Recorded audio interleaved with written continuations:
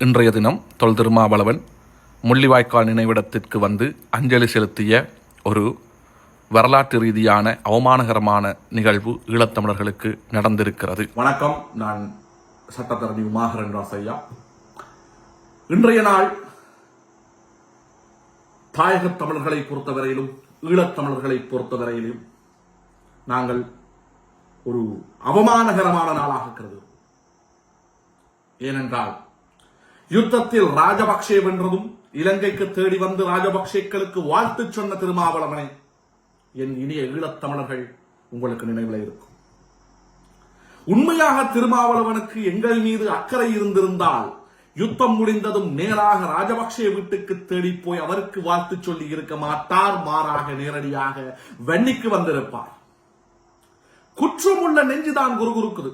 இன்றைக்கு திருமாவளவன் இந்த ஈழ மண்ணிலே முள்ளிவாய்க்காலிலே சென்று முள்ளிவாய்க்கால் தூவியிலே அஞ்சலித்திருப்பதற்கு பின்னால் இருப்பது முழுக்க அரசியல் நோக்கம் மட்டுமே தவிர ஈழத்தமிழர்களாகிய எங்கள் மீது கொண்ட கரிசனையோ அன்போ அக்கறையோ கிடையாது என்பதை ஈழத்தமிழர்களாகிய நாங்கள் நன்கு அறிவோம்.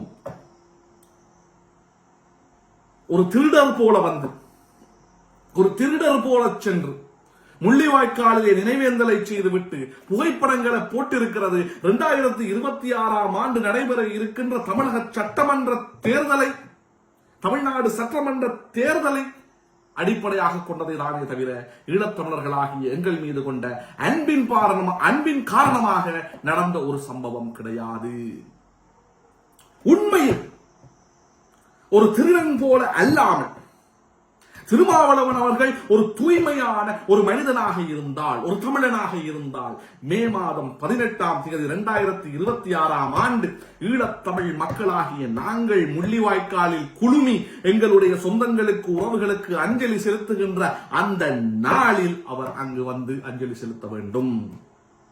அப்படி அவர் அஞ்சலி செலுத்துகின்ற பொழுது எங்களுடைய ஈழத்தமிழ் மக்கள் அவரை ஏற்றுக்கொள்வார்களாக இருந்தால் நாங்கள் அதை கண்டுகொள்ள ஆவலாக இருக்கிறோம். திருமாவளவன் ஈழத்தில் காடையர்களால் உரியப்பட்ட ஒவ்வொரு சிலையிலும் தூக்கு போடப்பட வேண்டிய ஒரு துரோகம். முள்ளிவாய்க்காலில் திருமாவளவன் கூசாமல் வந்து நிற்கிறார். இது யுத்தம் முடிந்து 16 வருடங்களாக முள்ளிவாய்க்கால் பக்கம் எட்டியே பார்க்காத திருமா இன்று தமிழகத்தில் சரிந்து போன தன்னுடைய வாக்கு வங்கியை நிமிர்த்த திருவாளர். இது உண்மையில் கவலையான ஒரு விஷயம். இப்படி ஒரு விஷயத்தை நான் எதிர்பார்க்கவே இல்லை. ஐங்கரநேசன் அங்கிள், நீங்கள் இதை செய்வீங்கள் நான் எதிர்பார்க்கவே இல்லை. ஐங்கரநேசன் அங்கிளுக்கு ஊடாக தனக்கு வெள்ளையடிக்க முற்பட்டிருப்பது மிகுந்த மனவருத்தத்தை தருகிறது. நாளை நல்லூரில் எந்த தைரியத்தில் திருமாவளவன் அவர்கள் வர நினைக்கிறார்? 14ஆம் தேதி தொடக்கம், நவம்பர் 14ஆம் தேதி தொடக்கம் நவம்பர் 23ஆம் தேதி வரையிலும் ஒரு மலர் கண்காட்சியை இந்த ஐங்கரநேசன் அவர்கள் தலைமையிலான பசுமை இயக்கம் நடத்துவதற்கு திட்டமிட்டிருக்கிறது. இந்த நிகழ்வில் பங்கு பெற்றுவதற்காகவே திருமாவளவன் வந்திருக்கின்றார்.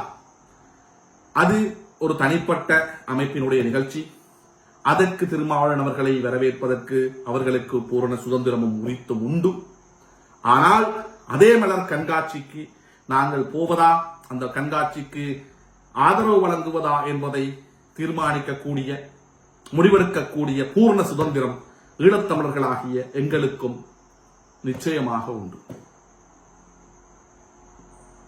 இது ஒரு அவமானகரமான செயல்.